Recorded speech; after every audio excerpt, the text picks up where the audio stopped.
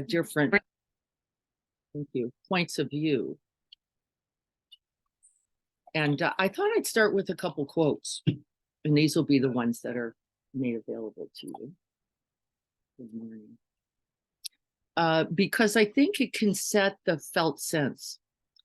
Words gratitude and generosity, they have both a resonant sense when we really let them be. And otherwise, when I wrote that at the beginning of this week, we're going to talk about gratitude and generosity.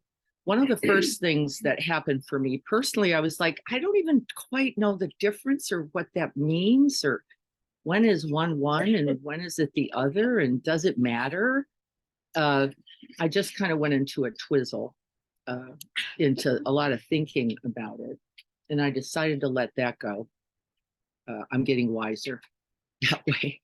Let that go. It's not helpful. And I thought I would maybe stay with what I think others have said that has some kind of resonance. So I'm going to do that. And here's a few things. One is by, good morning, Mary Oliver. Dia, I think we need to find a chair for you. Right there. How about that?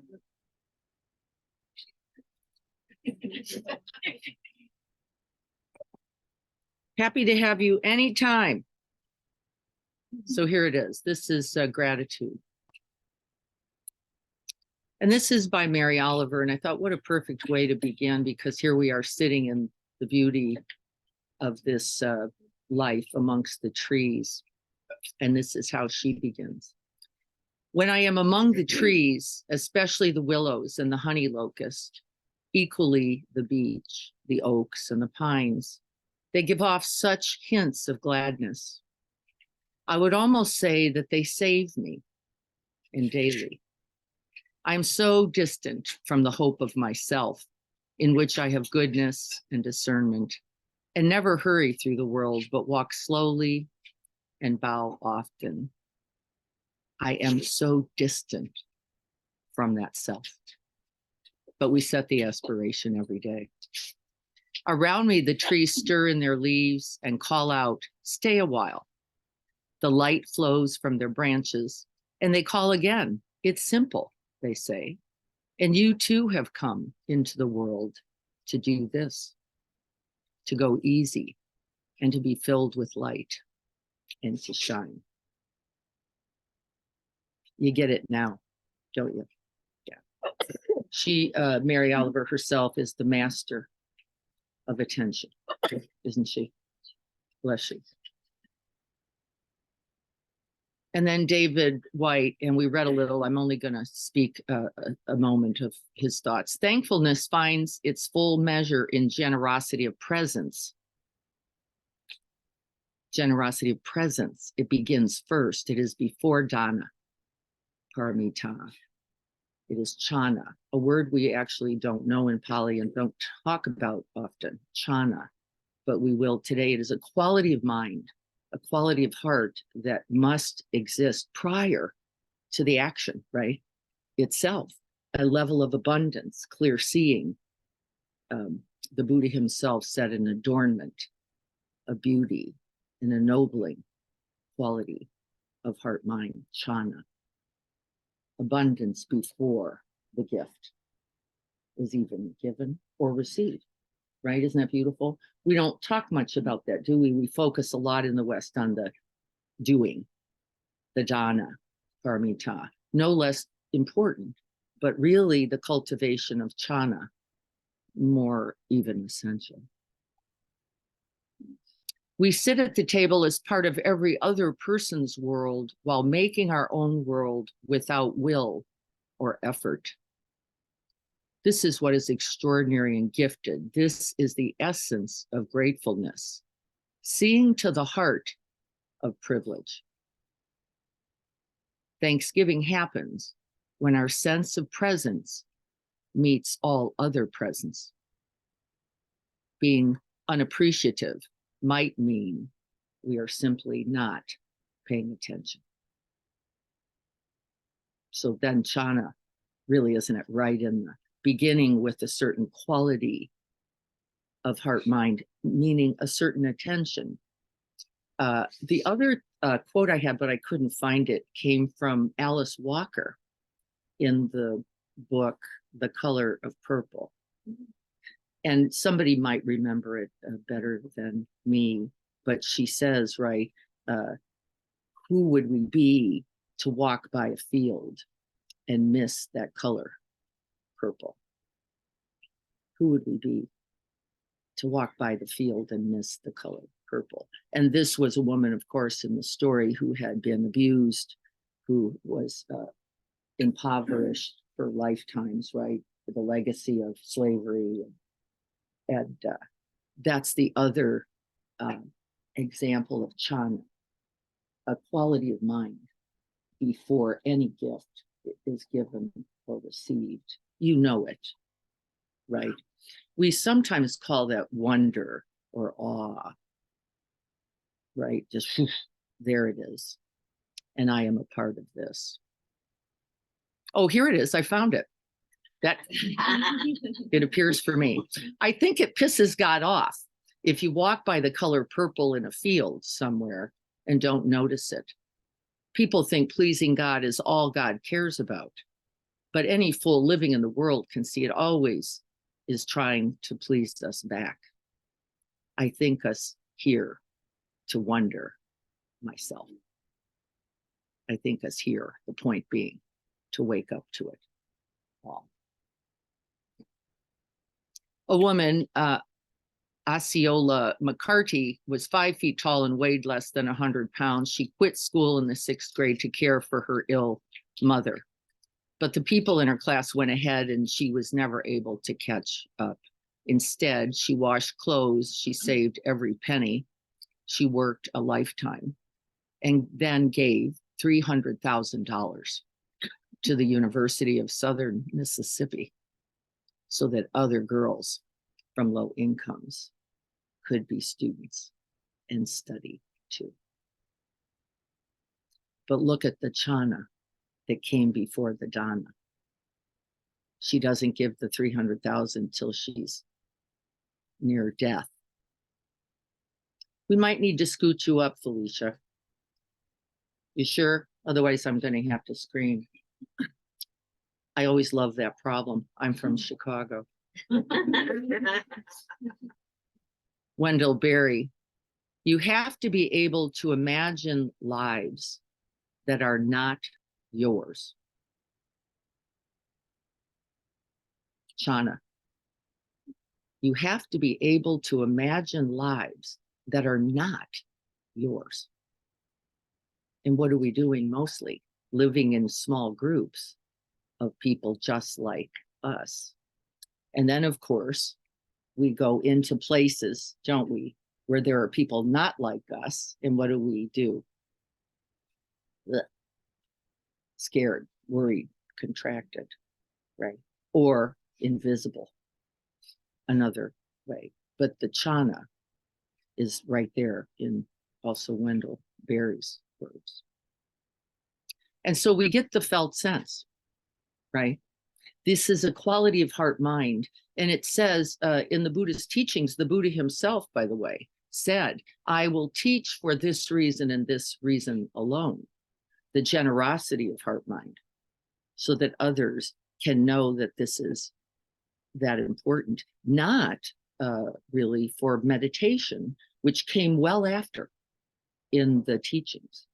The first teaching is that really of Chana, and then, of course, that of generosity, to live with generosity, recognizing that we need to continuously, towards the greatest hindrance of greed, right? The antidote from the greatest hindrance, which he said was greed, which was what? Wanting. And it wasn't things. It wasn't the things that we were wanting. We just happen to be dramatically privileged here for that as well. It was actually the wanting of things that would provide what? Security, comfort, safety, ease. For who? Me. And then our infinite capacity for what? Complaint. Don't we? It's not going my way. Traffic's too, right? We do, it's continuous pretty much. Too short, too tall, too hot, too cold, right? Which when we are in complaint, it's a beautiful opportunity to see the paucity that the Buddha understood would be the cause of our suffering without Chana and Dana, without that heart mind that recognized the infinite blessings and privilege that you had, having nothing to do with the material, actually. And you know, you've heard thousands of quotes, right? The richest man is the one who seeks nothing. Right? You've heard things like understanding that the abundance of heart and mind was the whole of the point the whole time, right? And then, but not this, I didn't get the right color. Yeah. And we can buy in, but can't we quite easily to that? I don't think I want to read anymore. Well, but so do we get the idea? And then the teaching says that Chana and Dana are a practice. They are not ideas. They're actually not something to just think about. So today we're going to be making some commitments for the week because it says without the practice, without the action, the Dana part, it'll be easy to just contemplate. Right? It isn't it? I could, I should, I would, I might, I did once, I might again. That Chana by itself is not sufficient without then the actionable or Dana. And it says, this is the jewel. This is the beauty, the shining element. That by Dana itself, by the giving itself, you will be so rewarded that you would only be able to do it again. And we know this is true, don't we? In the little moments we're packing bags, or the little moments we're dropping food off, or the little moments we made the lasagna, or we made the phone call, we offered the hug, we said, I love you, we smiled at someone needing that smile. Each one of those fills us really more, doesn't it, than whatever it might have offered the other. And so then the quote that we have studied frequently here is, then there is no gift, there is no giver, and there is no receiver. They are one.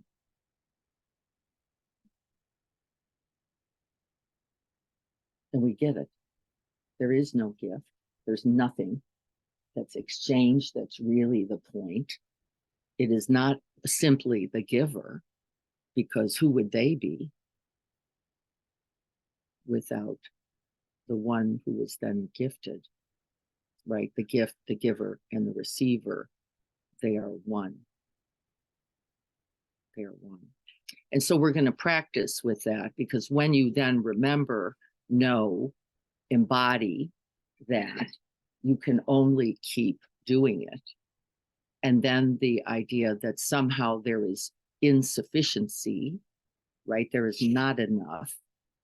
I am not enough, which leads to what?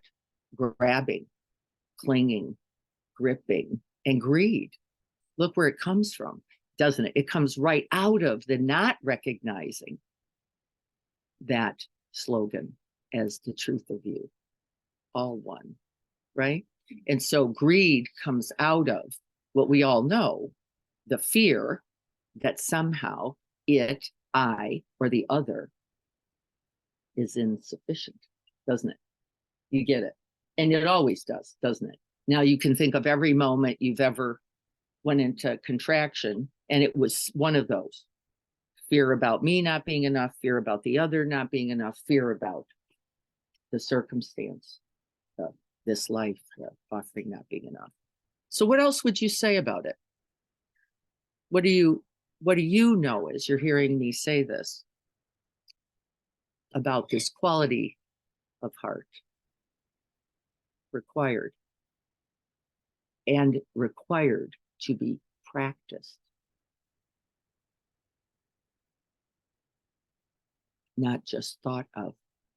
Where do you see a place to put that in your own life? Everywhere. So name one. Listening to your kids, that they are alive and generally well, even when they're not.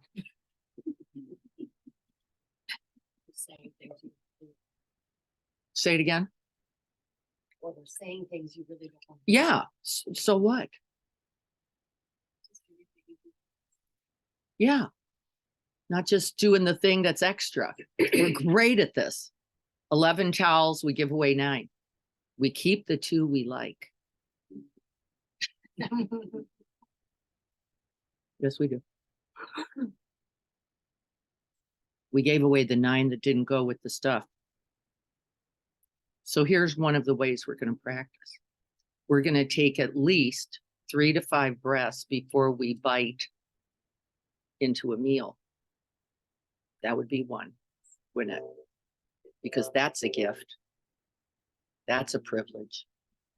That came from 1,000 hands that you never see or know. What would it mean to take 3 or 5 breaths with your hands open? That would change everything about that meal, wouldn't it? It would. We're going to do that this week because we don't do it enough, do we? We call it eating on the run. Americans are the best at it. Eating on the run actually means eating as if you don't know you're eating, because you actually don't, because you're driving or you're walking or you're on the screen, right? But not eating. So we'll take those 3 to 5 breaths. I apologize. I think I've buried everyone under there. And then we will, in gratitude, right? In appreciation, but whatever, enjoy the whatever you enjoy. That would be pretty doable, right? It will make others uncomfortable, by the way. People will go, oh, right? Won't that be great? Wouldn't that be amazing? Oh, whoops, that's right. That it would be a lovely thing. So we're going to include that as one. And then we're going to talk about others as well. But we're going to practice now. And so in the practice, we're going to be calling to mind 2 things. One is on the in-breath. We're going to begin by breathing in all the blessings that you can think of, beginning with a benefactor in these teachings. These teachings always begin with a person for whom you have been gifted. And then the Buddha again himself says there's a few people that you should always include in your benefactor list. And that is all the awakened ones who have come before you. That's the first group. All those who have contributed to your ease, to your presence, to your life, to your well-being. Those awakened ones, those who were wise, loving, skillful, all the way back then in any tradition to the origin, whether that's Muhammad for you or Buddha for you or grandma, right? It all counts. So that's the first. Call to mind the benefactors and the benefactor, and then breathe in that generosity, all that they have done to contribute to your ease and well-being. And then after we rest in the generosity, we're going to cultivate that a little bit. Then we're going to breathe out what? Gratitude. Gratitude, right? For all that has been made available, because that would be the only thing you could do, wouldn't it? Naturally arising from the receiving would be gratitude. And then there is a third element from the breathing in of generosity, the breathing out of gratitude, we rest in something else. Anybody have an idea? Annie Lamott says this best. We rest in the third thing. Annie's beautiful about this. She says grace for the little things. Grace. We rest in grace. Because right? What else could there be now? If you're breathing in generosity, you're breathing out gratitude. You see things for their complete interconnectedness, interbeingness, and the beauty, adornment, and ennoblement. That's the Buddha's words. The beauty, adornment, and ennoblement of each breath. Each breath. I've missed a couple. Million. Right. Then you are awake. So it'd be that simple. Yeah. Okay, let's give it a try. See how we do. So finding your posture. And then we're going to notice through this practice, what's the qualitative difference here, both inner and outer. Inner being a quality of heart, mind, outer being the quality of this very body. So we're just going to take a moment now and check into how I am right now. Breathing into the body, expanding the whole of the body. Remember, we're not zeroing in on anything. And just seeing how you are. And I notice a little rapid heart rate for myself. My left shoulder's a little raised up. And I've already fallen a little bit, I know, into, boy, you've missed a lot of moments. And then also missing this one. So let's see if we can't all just arrive to this very body breathing right here. And Felicia, I'm going to do my best to speak up.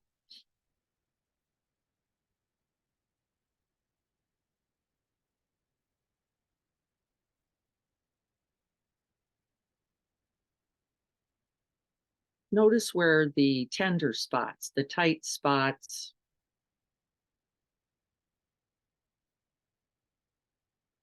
maybe even noticing where you're numb or calloused, so that there might be a feeling of not much. And we're doing that with no judgment, no recrimination. We're not blaming ourselves or anyone else. We're just seeing if we can't rest in whatever is here. Just this one breath.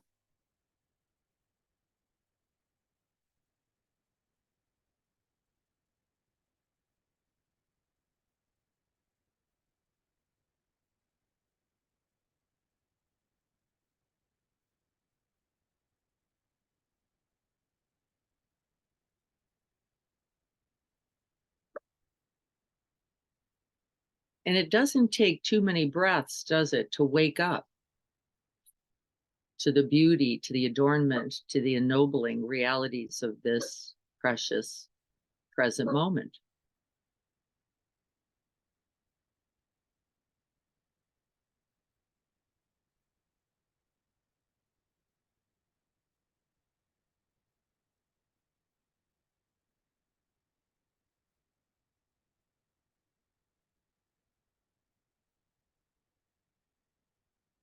And then before we begin formally, we call to mind all those who have contributed to our presence, our human life.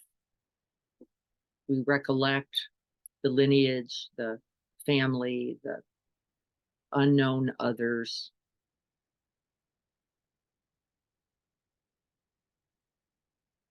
We begin by cultivating that gratitude.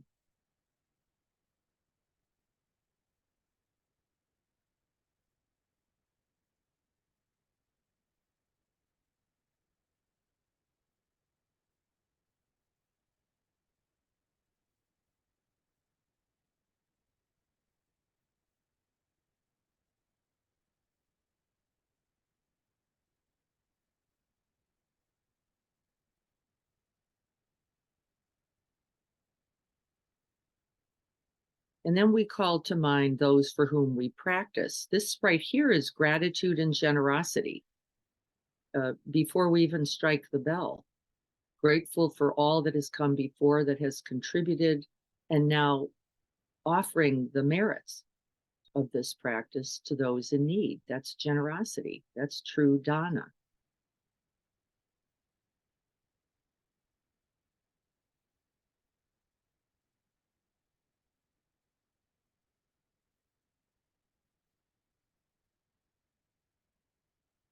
And then we remember the goodness within ourselves.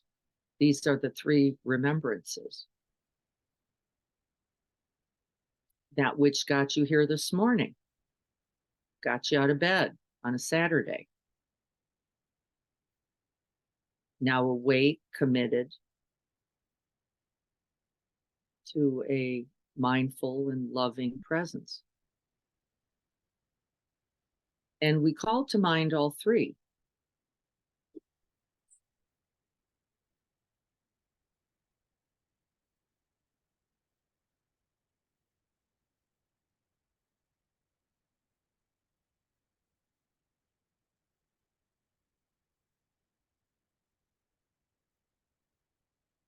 May this practice be a benefit to all beings everywhere without exception, omitting none, awakening us and freeing us all.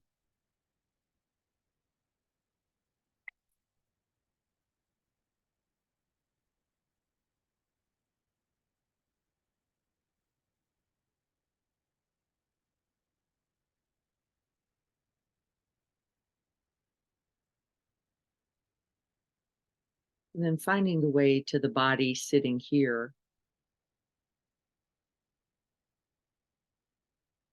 Just resting for several moments in the wave of the breath.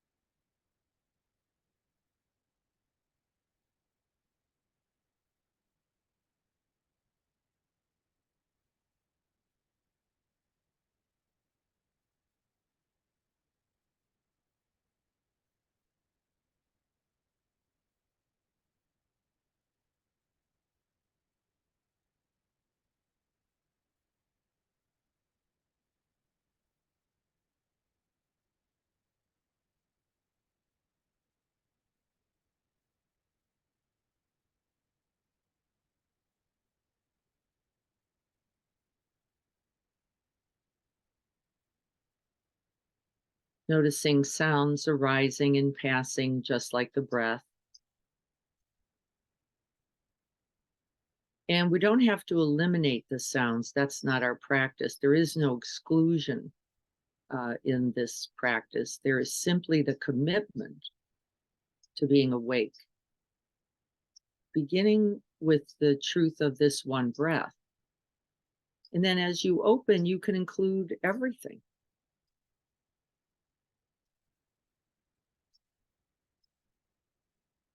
And on the out breath, we put it back down, preparing ourselves,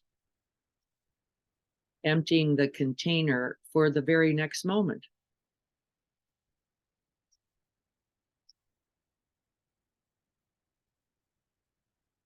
Then fresh and new.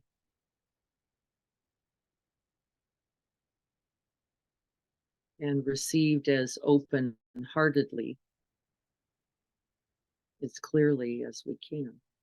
Just this one breath.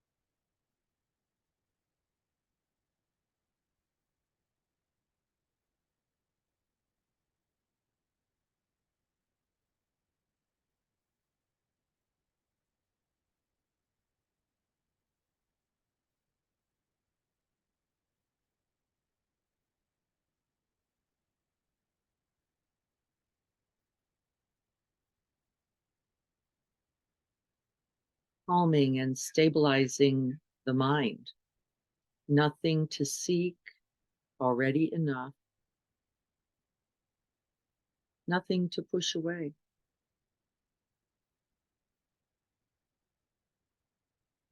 We could say grateful for everything.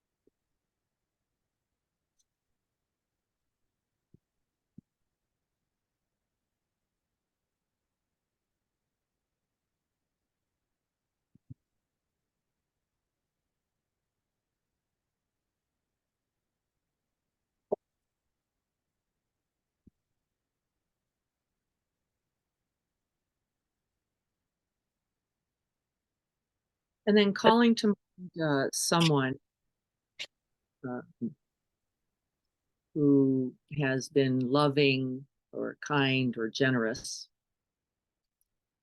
someone for whom you can easily recall that felt sense, that heart mind of gratitude.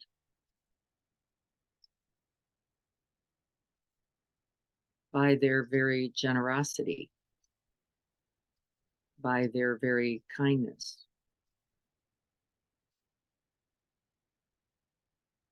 And this is, of course, generosity of spirit, more than it is someone who has given you money or things, who has truly been present, available to you.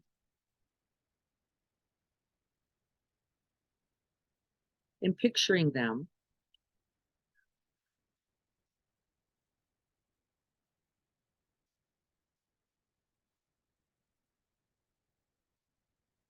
looking into their generous, loving, gracious eyes. And then in a whispered voice, I'd like you to say out loud gently, thank you. Thank you.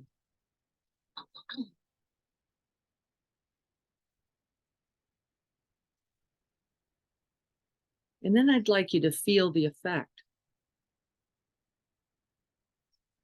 Feel the effect of that generosity, that loving kindness, that care.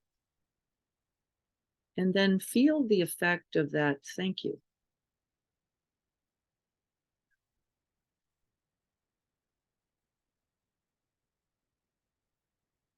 Breathing into the body, seeing what's really present there.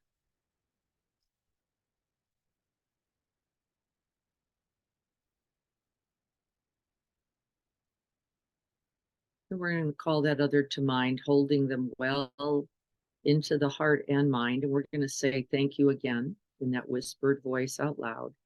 And then I want you to drop directly beneath the words into that heart space and see if you can notice what's there.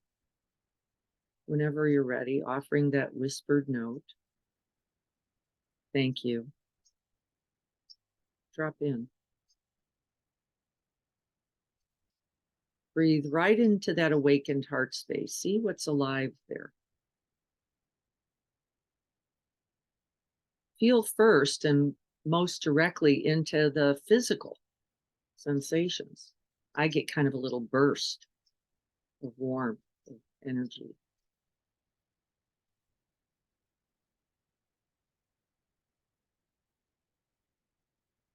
And repeat that thank you as often as you need in order to really feel into these effects. And as you're offering that thank you in that whispered voice, you may notice that other people come to mind, other benefactors, and you can include them in that heart space too. This is the heart space of gratitude that grows, doesn't stay the same. So offering that thank you to Grandma Irene, who cut the crust off my toast. A deep and detailed love. Thank you.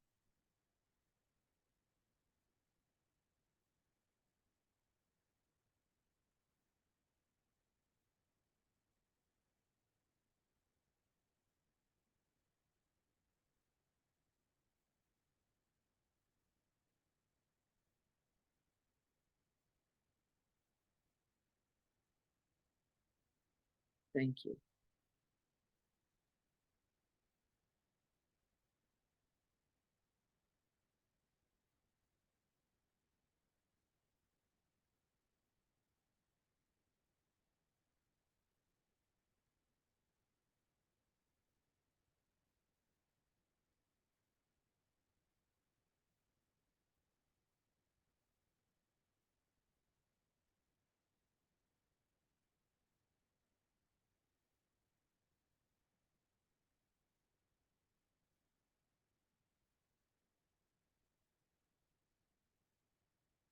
And what you will begin to notice is that wherever generosity, kindness, care, love, and compassion arises, there will be that response of gratitude,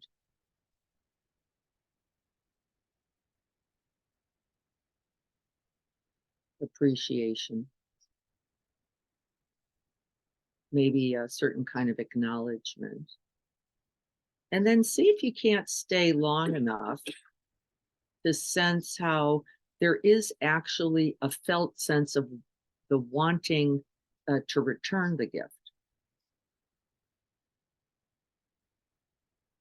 That generosity arises right from the heart of gratitude. And that gratitude arises directly from the experience of generosity, both yours and others.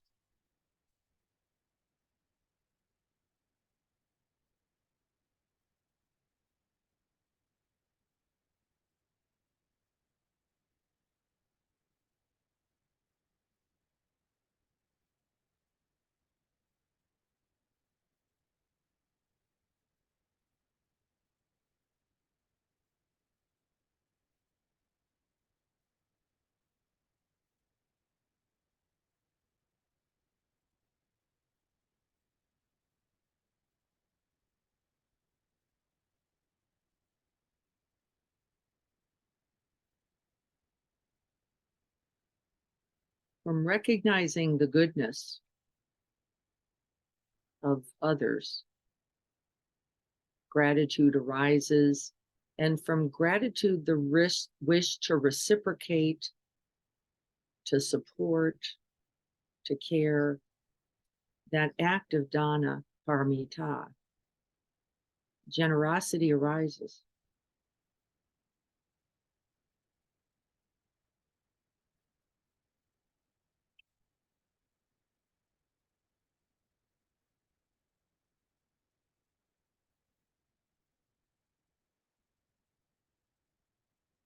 And then I'd like you to think of a moment when you have been generous, where the impulsion came over you, but it was um, intentioned. Intentioned. Think of a moment uh, with intention.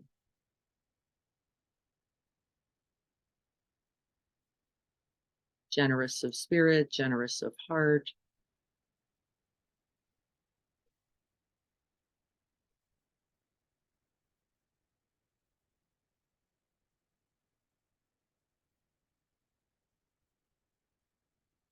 Which is, of course, every act of kindness imbued with generosity.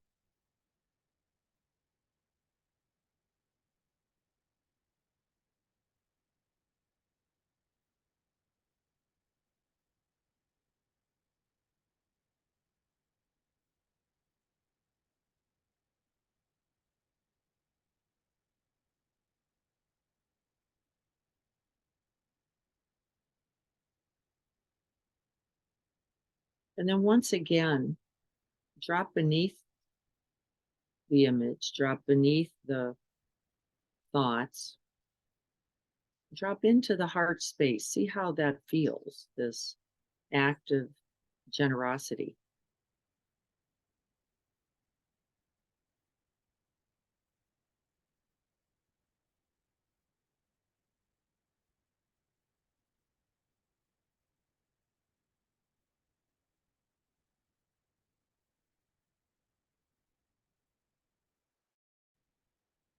Feel the effects. And breathe it in.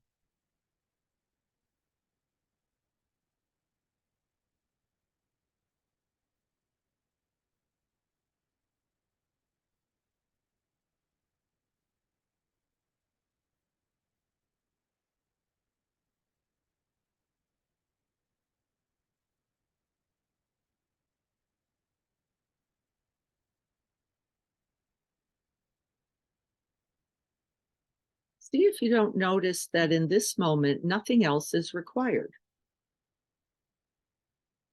There is already a felt sense of abundance, of enoughness. Nothing more to do, say, think, or be.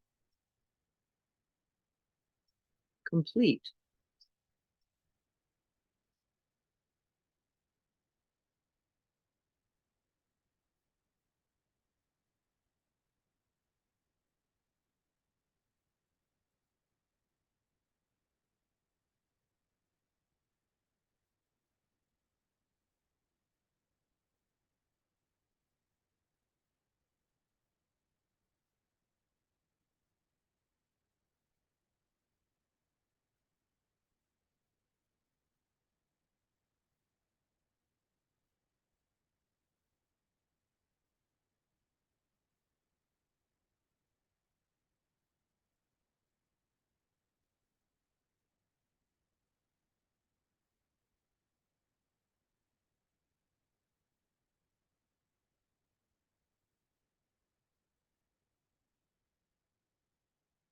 And then we could simply use the medium of the breath, each in breath, breathing in the infinite truth of generosity.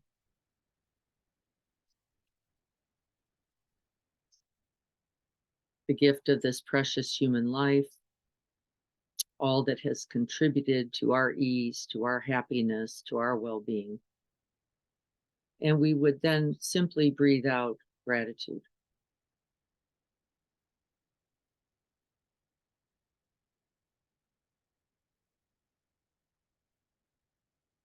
Which follows with the next act of generosity.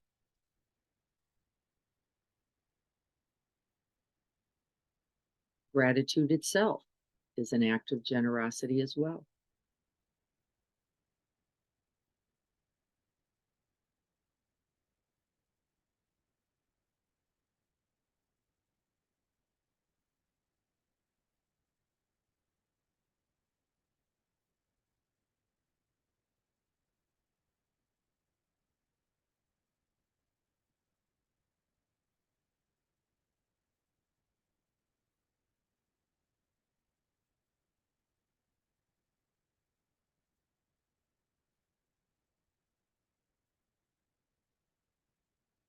This is a mind heart that seeks nothing else. It is already complete and sufficient, already enough.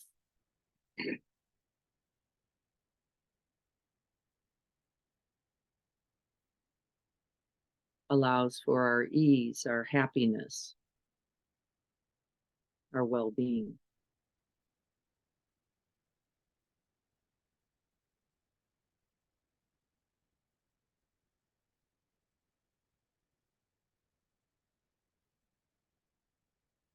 Then everything is a gift.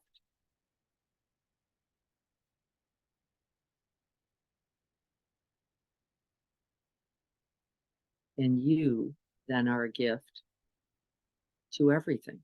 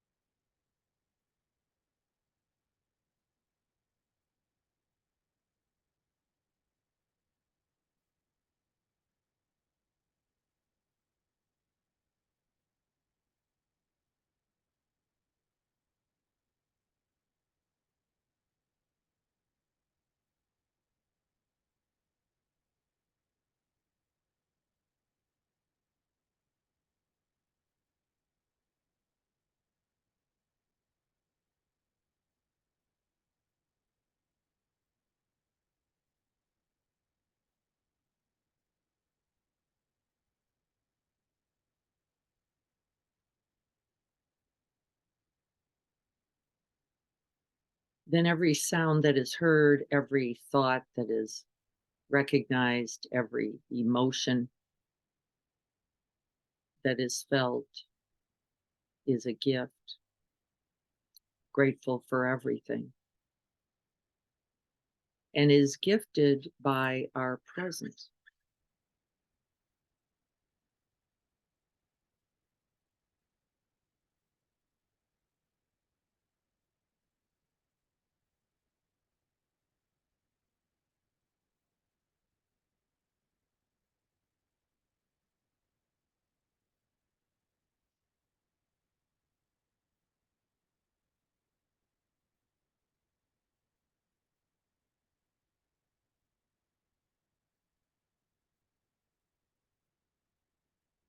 And then we rest in grace, in loving presence.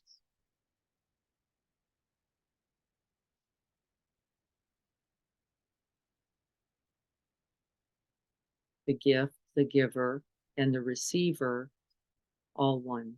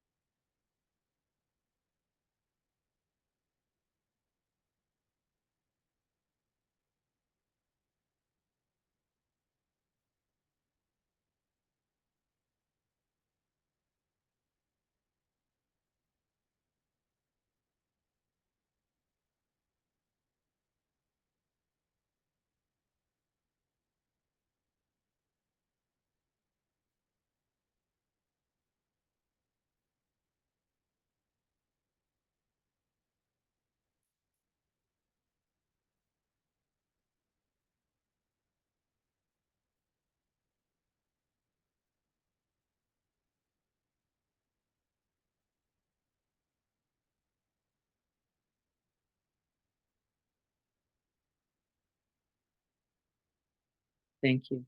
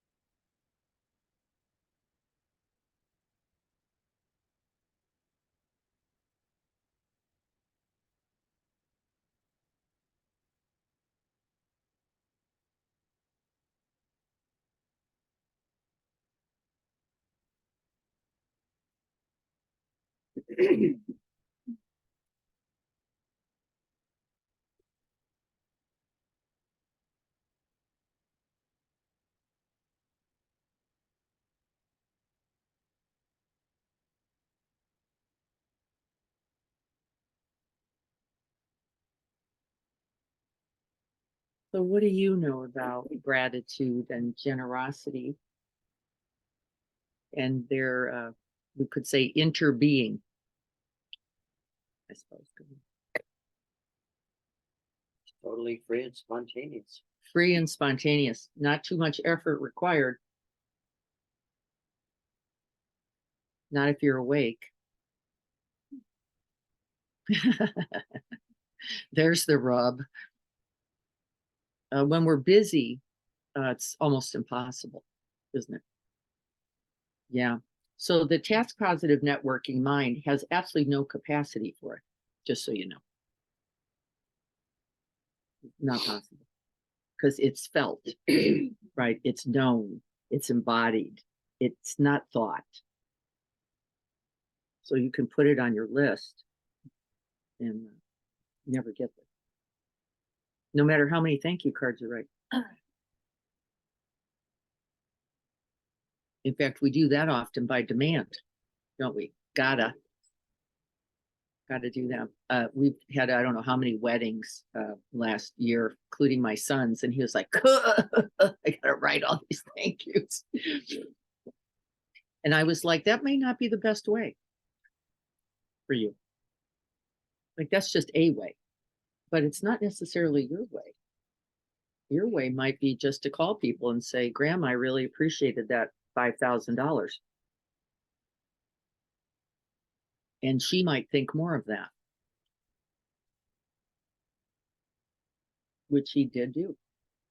He did do, but he needed some permission to do it because there's all these rules about what you're supposed to do. That would be the opposite of free, wouldn't it then? That would be effortful, demanding, the gotta, and he was meh to all that. It wasn't the gratitude. It was, then I got to do it like this. Well, no, you don't. I think it's harder.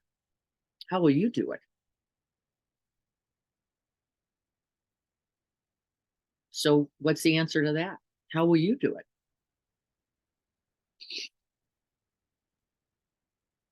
We know we have the one way, because you're going to take those 3 to 5 breaths, make everybody at your table uncomfortable, open your hands, and be grateful for that food.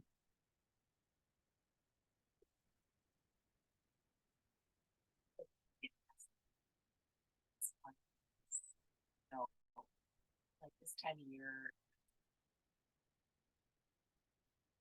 I realize this time of year I'm struggling more than I've ever struggled this year.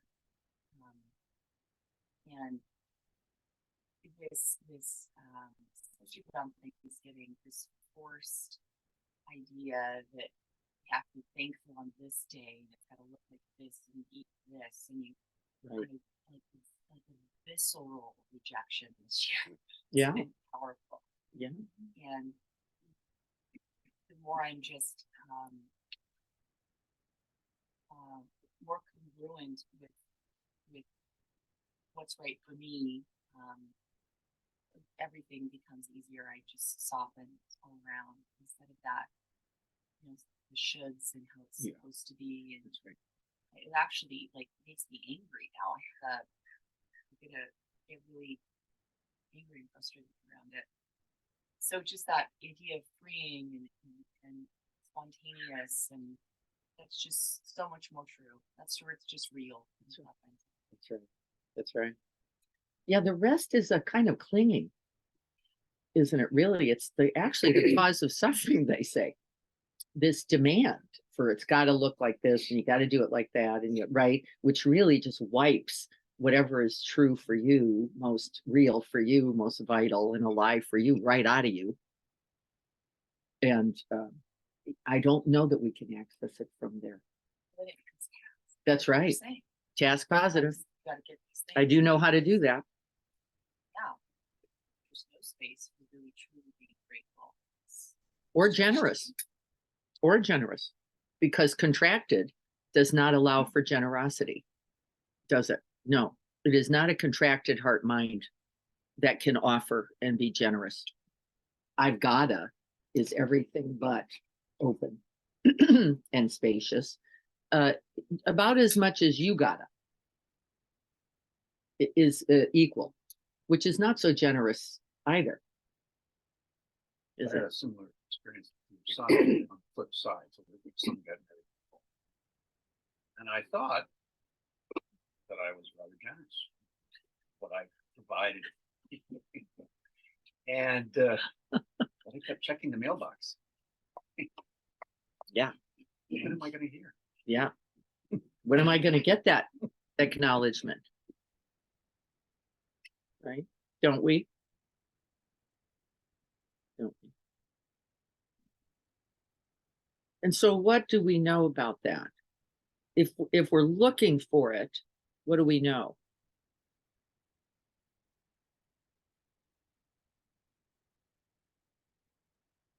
Libby said it may not have been given in the heart of generosity. It may have been given as a, well, that's what dads who are doctors do. Or we did it for an ulterior motive, Or there's an ulterior motive, an expectation of some sort. an expectation. We're not picking on Jim, by the way. No, we're not. I would like a grandkid. He wants a grandkid out of it. I'll give you $5,000 for a grandkid. Thank you. But So but we have don't. such an expectation of how gratitude is supposed Yes. to be expressed. Yeah. That's, we're not looking beyond that That's right. That's right. certain method. That's right. I think that's probably the truth, isn't it? Is that we really don't, we're not very comfortable. I think often in gratitude. And so I think we're often not comfortable in gratitude. It feels good when we're in true gratitude, but how to express gratitude it can be uncomfortable for us. I love yous are uncomfortable for people. That's a statement of gratitude.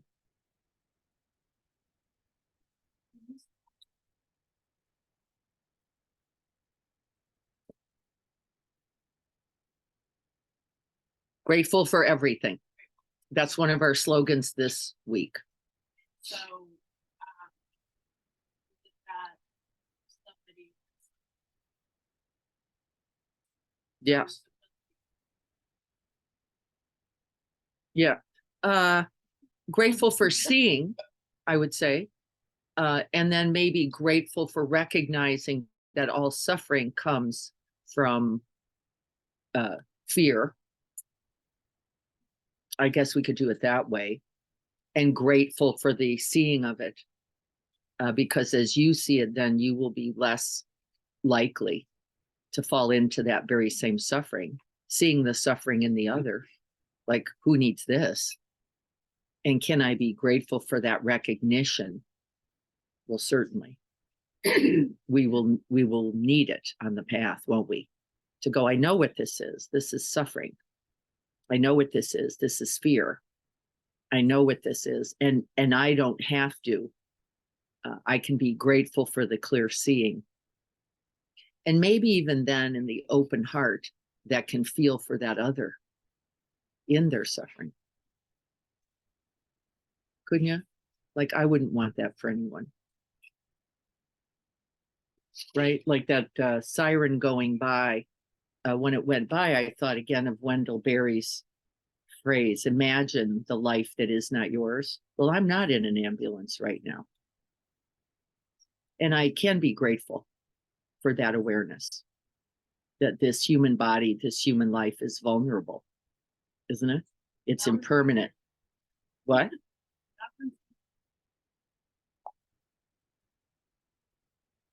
Yeah, why do you suppose it's easier? Why is it easier to feel for a stranger than it is for,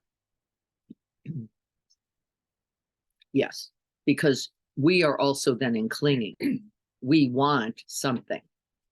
And Jim was giving an example, right, of what comes if we want something. And then if we want it in a certain way, that would be some kind of inverse, right? That's clinging or wanting, the inverse of gratitude.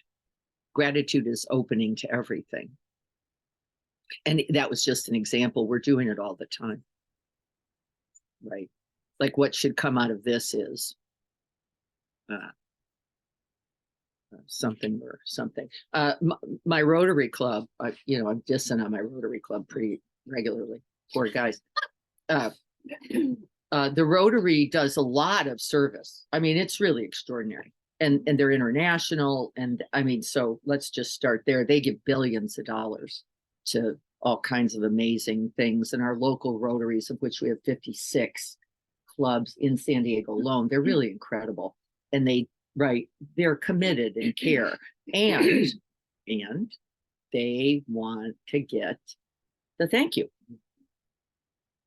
Because these are business folk who've been in business. There's an exchange. In the exchange, you don't not only give a receipt, you give thanks. And we give every year to some kids at Casa de Amistad, which is a group of underserved kids who are really amazing, and most of whom end up going to college, which is just incredible. Being supported throughout from kindergarten all the way through, right? It's amazing. And almost at every board meeting, somebody says, well, did they send a thank you?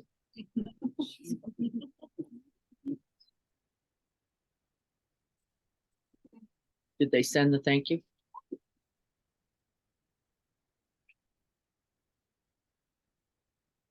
And I'm figuring that's probably not going to happen for about 100,000 reasons, having nothing to do with not being grateful. Nothing to do with not being grateful. But to see the gratitude, by the way, you'd have to be up there with those kids, right? Talking with them about, well, what are you going to do with that new MacBook? How are you going to use it, right?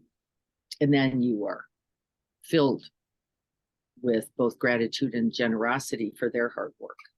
But you have to get up close for that, because at the distance, you don't see anything, you don't know anything, and there's probably no thank you coming. Right? Doesn't mean it's not there. It means I'm not up close enough often to see the effects. It also make it more solid to the concept that got something back, like it's tangible versus just giving something out into the abyss and trusting that it's going to do what it needs to do. Yeah. That like solidifying ground. We want the receipt. We all do. This is why we don't go handing out money on the street, because they're like, what are you doing? I don't know what you're going to do with that. I've got to make sure you're going to do something beneficial. Just can't go handing out money because you don't know.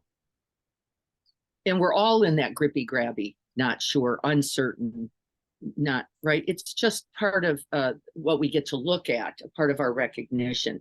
That's not from that place of open-heartedness and abundance. It is it becomes transactional, doesn't it?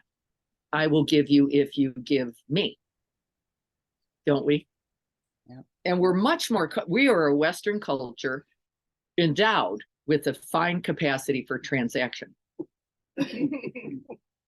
We call them that, don't we? Transactions, which is I do and you do, and then we both know what we got. And so we just want to be mindful, attentive about really the heart of it, the spirit of it comes from a place of existing abundance. I don't mean you live where you have an ocean view. I don't mean that abundance. What do I mean? An abundance of spirit is what we mean. And what do we know? This is researched and well understood that the poor have a much greater capacity for this than the folks who live in our neighborhood. Much greater, because it's never about the thing at all. It's about, well, I can be helpful. I can dig you out of the snow,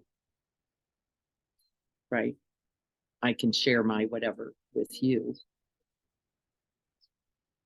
Anybody who travels sees this regularly, that you do know it. My wife was in Guatemala for 3 months, learning Spanish. Dirt floor. Yep. And this family just stopped getting food, trinkets. Absolutely.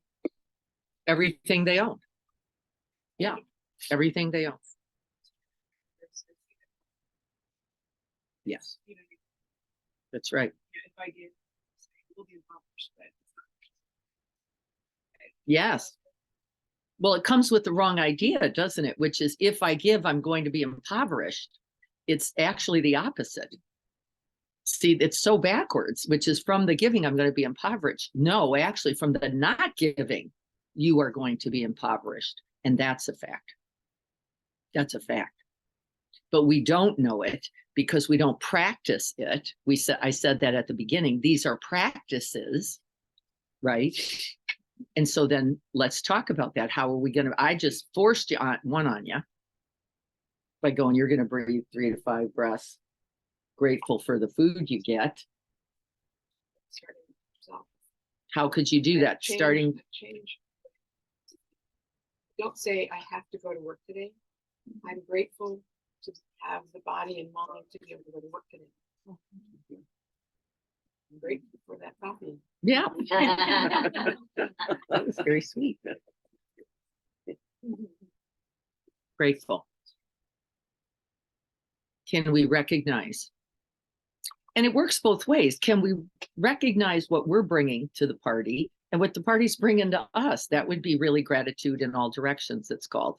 Can I recognize what I'm contributing? You don't have to leave you out by showing up, by being present, by being here today. Right? Remember, we remember sort of abundance first by recollecting those who have been generous to us, those who have cared for us, right? We fill the tank first. And then from that full well, we trust whatever comes. We trust what comes from it. And we know where it doesn't come from. It doesn't come from this pervading sense of paucity. How is this possible, we ask? How is it possible that we come from this pervading sense of paucity in a community, in a climate, in a world that is filled with stuff? How is it possible? Because the stuff doesn't matter. That's why it doesn't actually matter how many sets of towels you have. It will do nothing for your sense of abundance. In fact, if anything, you just think you need some more towels. That's how it goes. And everybody's got their thing, whether it's shoes or scarves or malas or, I don't know, dog treats. I don't know. Right? Can't have enough of those. It all comes out of this clinging, right? This, if only I had that, then I wouldn't be afraid. Char, that is how, right? If I could get enough, then it actually isn't true. That isn't where it comes from. It isn't when I finally get enough, then I'll be generous. It's actually not how it works at all. Because there is no amount that you're going to ever get, any of us, are we? That's enough to really work against that fear, that mind of paucity that's actually a paucity of spirit. That's how we understand it. It has nothing to do with how many things I have, or by the way, how much money I have, because money is just one small, like a thank you card, right? No more or less usable than, right? Any, like, so I don't have them. Well, okay. Go down somewhere and hand out oatmeal, or, help somebody pick something up, or go check in on the old folk in your neighborhood, or, right? There's any infinite number of ways, and see how it fills you up. And then you eventually give away all your towels. Really, that is how it works. Because you go, that wasn't the point. There is no number of things I can have that fills that tank. And we're trapped, aren't we, a little? Like, if only I could get that, if only I had that in my 401, if only it stayed at that level, then I could. But really, they're not related. And the research says so. Yeah.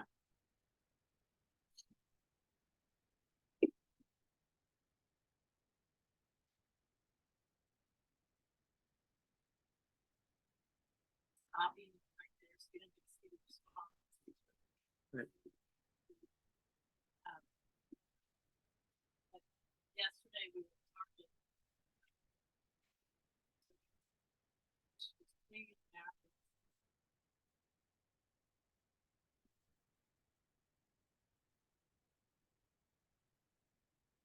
So I was like scrounging for something. No, no, no, no. No, it's okay. It's okay.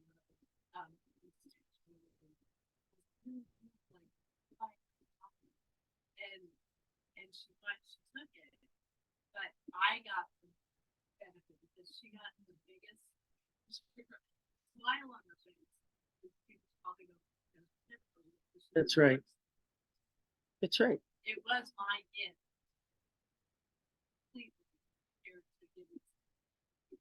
That's right. And the feeling will propagate that again. You'll do it more. You will. It's certain that you will. We had my son's in-laws over for Thanksgiving, and I felt really excited about this the whole time. Now, by the way, I'm not the one that makes the turkey, so I could easily get pretty excited about it. Oh my God. Or the gravy or the stuff. So I wasn't doing any of that. But the blessing was, what a privilege for us. What a good feeling for us. What a joy for us to be able to extend that to them. And the feeling of that. And, there's extra people and all the stuff that comes with that. And it was actually just turned out to be wonderful fun. And my husband said at the end of that, maybe we should have them for Christmas. And it isn't whether we should or we shouldn't. It's not even the point, is it? What is the point? That felt so good that he was like, probably we should have more people, right? And do this with others and include, and right. And he's right. He's right. Shouldn't, isn't he? He's right. Not that doing opening gifts with our family isn't lovely, and sharing that is more lovely. And so what are we going to do? We're going to take 3 to 5 breaths before we eat. Then what else are we going to do? We could say thank you.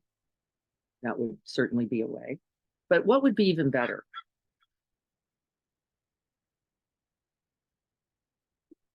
We're a pretty well-trained group. We say thank you pretty well. So what would be better? Because we are pretty good at it. We've got the training.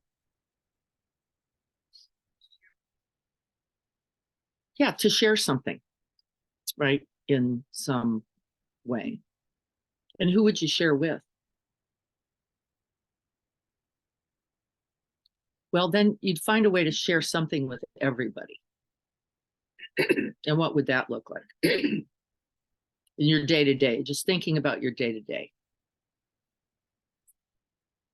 Could be a presence, Food. not gifts. Well, biggest gift, presence, Time. time, attention, Smile. smile, including being curious, asking questions, acceptance, gratitude, specific, really being grateful for something, not just thanks. Thank you for taking the time to look that up for me. My opinion count? Never. Nobody's opinion counts. That's Kids are at home. The first girlfriend, thing, Mhm. Mhm. and they just, oh my. But I heard. A compliment. I Yes, said, so I'm gonna go take a shower. I said, okay, great. The next thing I know, they're both in the shower. yes. And there's just a lot of very nice giggling and so the next day I said, recently. You both took a shower. Oh, that was unusual. And he goes, well, Mom, it was a time saving measure. So, as usual, I cannot argue with anything my son usually does or not with. Yes. Water conservation. Water conservation. Let's shower together. There was a Okay. quick story, Leanne's That's telling. awesome. Grateful for saving me the money on the water and expediting. Very grateful. Sounded lovely. Can I say thank you? Okay, so can I say Thank you for thanks? saving me water by showering together. A story of Leanne. What can we be grateful for? Oh my God. Grateful that I have a son, grateful that he's healthy, grateful that he's home. Grateful that he has a capacity for care, love, relationship. Grateful that he wanted to bring her home. Because that's not too common. Let's go somewhere else. Right? And then, so with that slogan, grateful for everything, where will we struggle? That's the slogan for the week, grateful for everything. Mhm. The unpleasant, the thing we didn't want, the thing that didn't go the way, the thank you we didn't get. Why grateful for that? Why? It forces you to look at yourself. What am I needing? What am I wanting? What am I expecting? What am I clinging to? Actually, the cause of suffering. The cause of suffering. What am I holding on to? Right? It's a really nice question. I would say, let's ask. If you are not in gratitude, says the teachings, you are in clinging. They're pretty clear. You are in clinging. And so the be grateful for everything is simply saying, don't cling.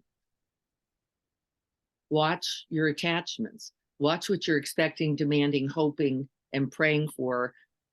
Wink, meaning should be happening. Right? And should be happening for Like birth control. me. Yeah. Grateful I'm sure for. that was complicated. Oh, I'm certain it was. I'm certain it was. Can you see how clinging is exactly the opposite? You can. So, Yeah. so this idea of gratitude is bigger than thank you. It really, it's a quality of heart mind. That's that Chana. It's bigger. It says without clinging, without grasping, without expectation, without design. That's generosity. That's generosity. And then from that will naturally arise the open heart of gratitude.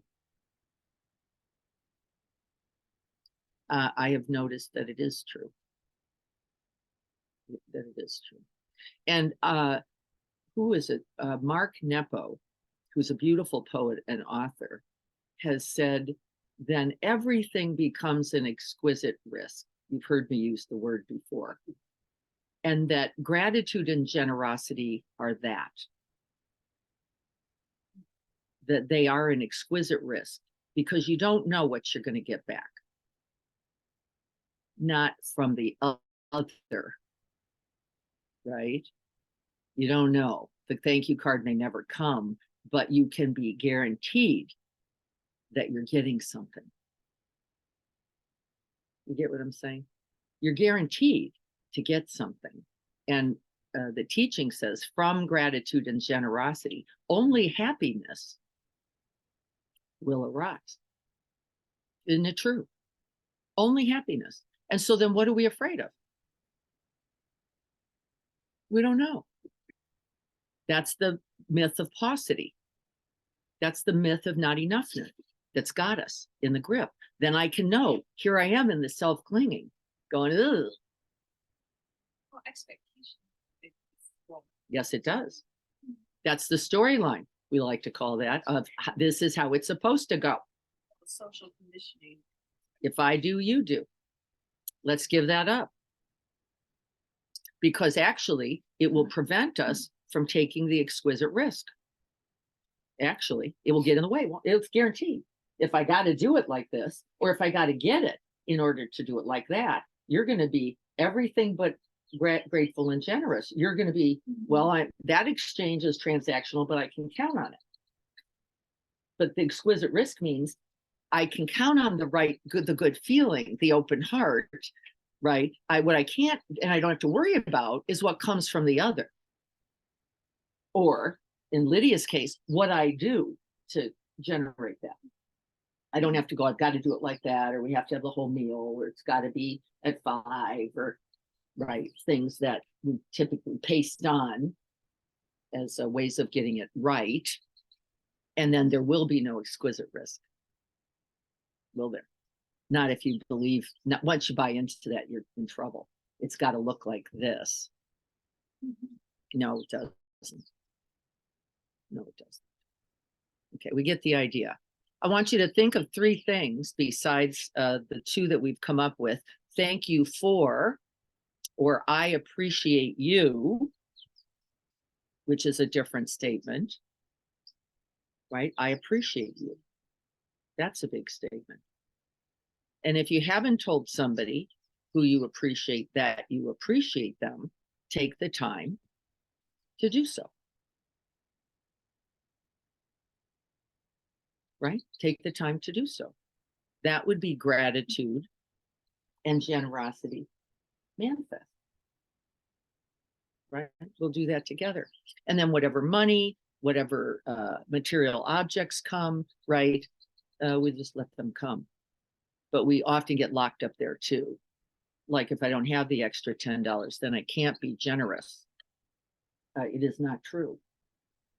Because that generous spirit is available everywhere, and each of you will be greeting the eyes of that unimaginable other. You will this weekend, whatever it is you're doing. And can you bring generosity and gratitude to them? Okay, let's sit for just a minute. Resting in the heart mind, the open, spacious, infinite, and boundless realities of Chana and Dana, the first teachings, the generosity of spirit, which requires that we know that I am already enough.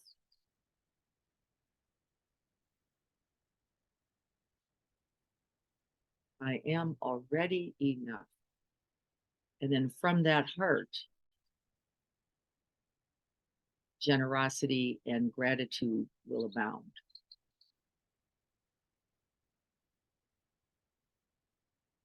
May we all have happiness and the causes for happiness.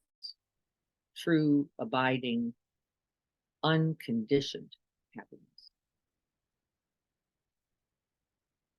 May we all be free from suffering and the causes of suffering, greed, hatred, and delusion. May we rejoice and be glad at our good fortune and offer that good fortune to others in thought, word, and deed. May I rest and dwell in the vast open heart of equanimity, of wisdom, of loving kindness and compassion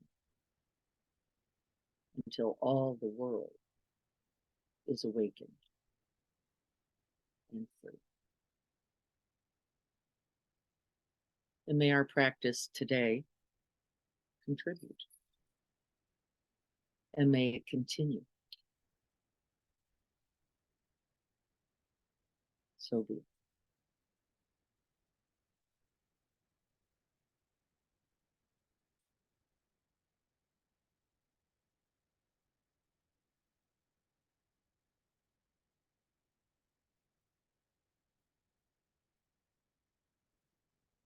And so I will wish you happy thanks and happy giving. Yeah.